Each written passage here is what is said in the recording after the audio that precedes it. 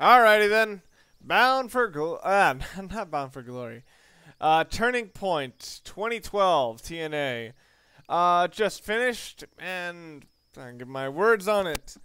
Yeah, now I'll admit this did have a bit of a hard act to follow in the fact that it had to follow up what I thought was a very, very good Bound for Glory. But I can understand why a lot of the stuff here was not as, good as Bound for Glory. Because Bound for Glory was kind of set up to be their kind of WrestleMania. It's one of the big ones that, like, all the feuds build up to here. So here they were kind of muddling around a bit and just setting up stuff.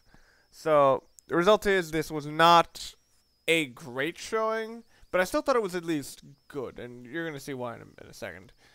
Alright, first match was Magnus versus Samoa Joe for the TNA TV Championship.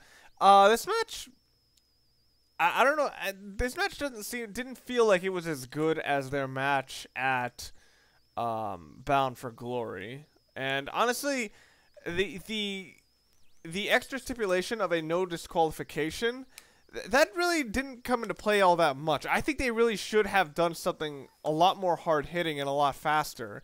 I don't think this really should have opened the card because this is too slow of a match to open the card. This probably should have been like second or third.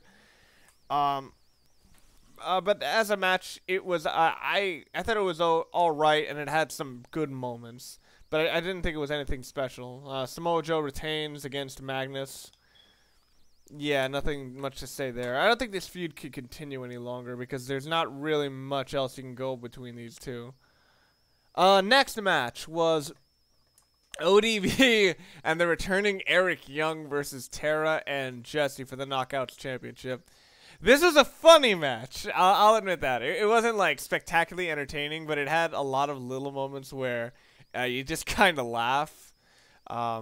Like, even just their explanation, why EY has been gone as long as he has. It's like, he got lost on it looking for chicken and beer, and he went and he somehow went fishing with, I think he said Aquaman? I'm pretty sure he meant Shark Boy, but whatever.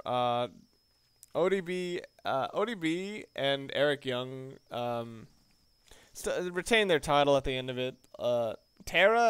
Jessie actually, I don't know anything about Jessie as a competitor, but he doesn't look like he knows how to give offense, but he's actually somewhat good at selling it, and that's what I was kind of surprised at. Like when he's taking all these moves, he actually does know how to visually show pain and stuff, and he actually is pretty cool in that respect. But anyway, Eric Young and ODB retained their Knockouts Championship in this intergender match. It wasn't anything special. It wasn't anything particularly special. I thought it was I thought it was still entertaining. I thought it was fun. I thought this is a good change of pace match. I would have put this match a little more in the middle of the card as just a way of refreshing the audience instead of doing it so immediately after a slow-paced match. In both of these opening matches, I actually gave them 6 or 7s out of 10, one of the two. Which is basically my way of saying a little bit better than what you typically see on TV. Next match was Joey Ryan versus Rob Van Dam for the X Division Championship.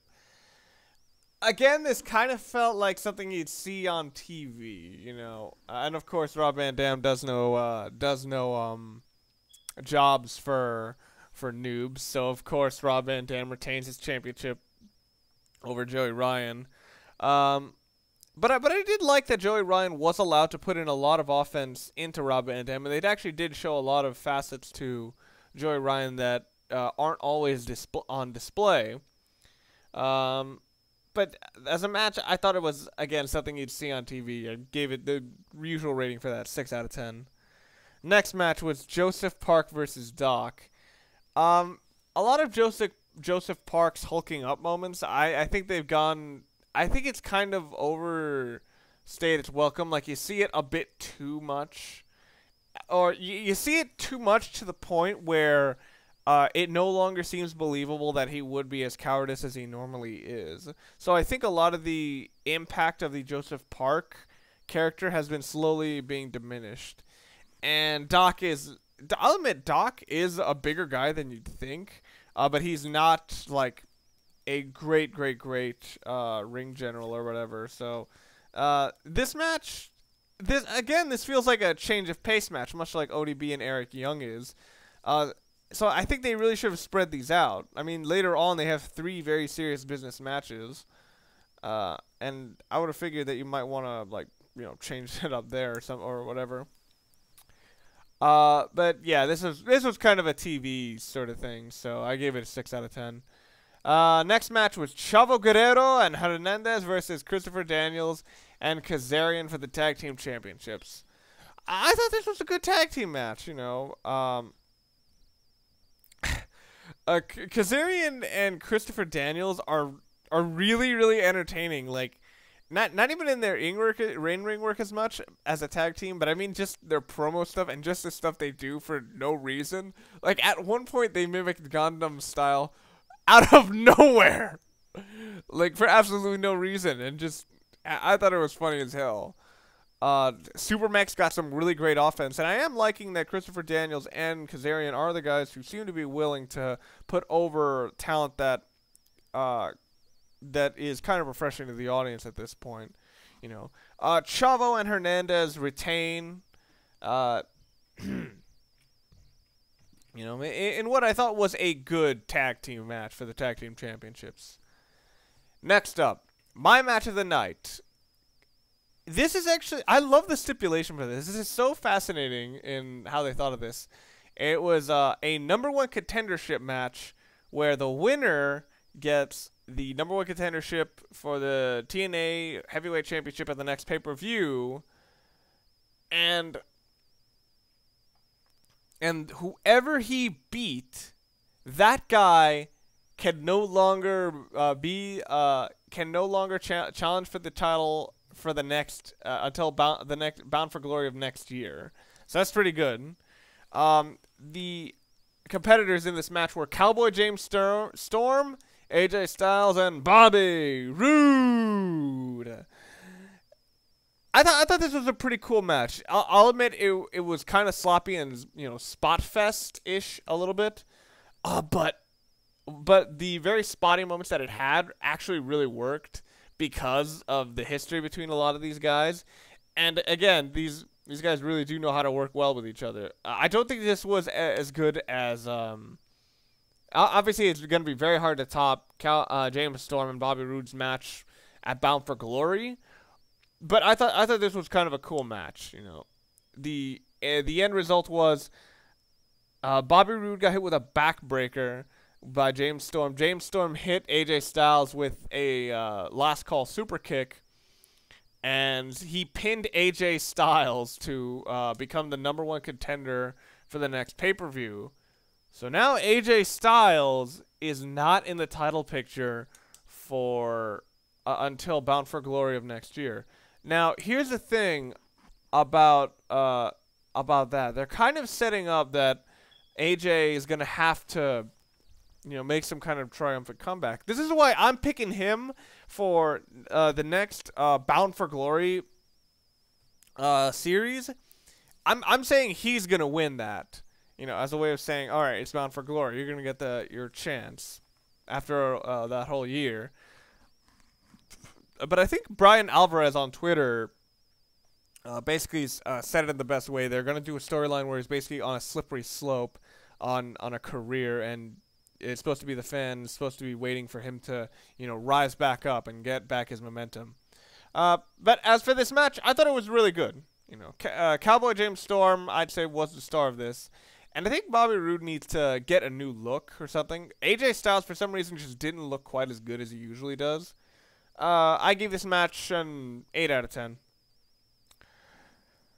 Next match was Devon versus Kurt Angle. I know Aces and Eights is a very integral storyline in TNA, but this was kind of a strange match to put in between the triple threat and the main event. It did feel it felt like a TV match, basically. Like any of these TV matches where it's like, oh, arm breaker versus this guy. That's what it felt like, you know, watching this match. Kurt Angle hits Devon with the Olympic Slam at one point, and of course he kicks out because when was the last time somebody actually lost the Olympic Slam? I can't even remember, but I do, but once he did that, Aces and Eights came out, and even with the Aces and Eights distracting Kurt Angle, Devon still ended up getting hit, put into the ankle lock, and tapped out to that. So yeah, Kurt Angle escaped Aces and Eights and won the match. Again, it was a TV match basically. Finally, the main event: Jeff Hardy versus Austin Aries in a ladder match for the TNA Heavyweight Championship. I would say this is at least on par with their match at Bound for Glory. I didn't expect them to absolutely blow my mind, but I thought that this was pretty cool. Like, the thing is, this kind of feels like a standard ladder match for Jeff Hardy, because he's been in so many of them that you can kind of call a lot of little spots. Like when he sets something up, it's like, yeah, this is eventually going to come into play at one point. But at the same time, it was still an entertaining show. But I wouldn't call it some. This is probably the closest thing I'd say to a spot fest. But at the same time, it was still a very entertaining spot fest where they would just go from one big thing to another big thing. And for a lot of people, that is really cool. But again, it usually has the problem of that sort of match has, in that things get really sloppy, and a lot of the judgment calls start to make no sense. Like when Austin Aries was climbing the ladder and then for no reason just got down and checked whether Hardy was still down. And it's like, why the fuck would you get off the ladder to check that? Why not just watch your back? You know. But still, I thought this was entertaining, at least. This is a more of a car wreck than it is a wrestling match. But it was still really cool to watch. And that's pretty much everything that happened. Oh yeah, and Jeff Hardy hits a really rough twist of fate on Austin Aries on a ladder suspended on the ring ropes, and Austin Aries landed pretty rough on the outside.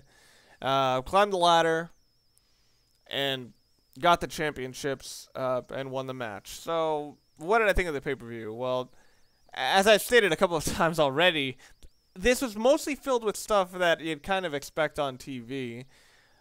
But the thing is, I kind of think TNA needed this, because you can't have like huge pay-per-views back to back, because then it gets to the point of what the hell else are you gonna do?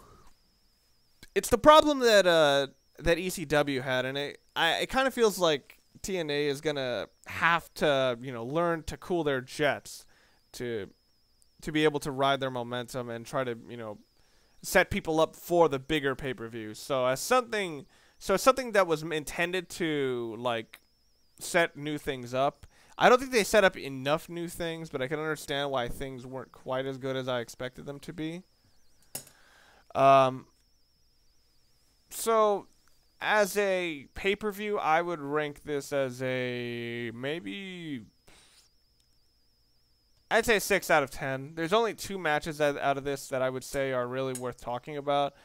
And even then, I didn't really love James Storm, AJ Styles, Bobby Roode, or Jeff Hardy and Austin Aries. I thought the James Storm, Bobby Roode match at Bound for Glory was a lot better than this one. Hardy versus Aries in this one was a different match to what they had.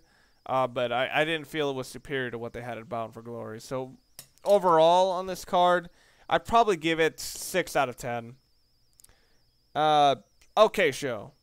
I'm not gonna bitch and moan and complain about this. But for something where not a lot happened, it could have been a lot worse. And for something where setting things up is happening, again, it could have been a lot worse. Thanks for watching. This has been Mr. Sanders, and I'll catch you probably next week. Wait, is next week? Is next week, Survivor Series?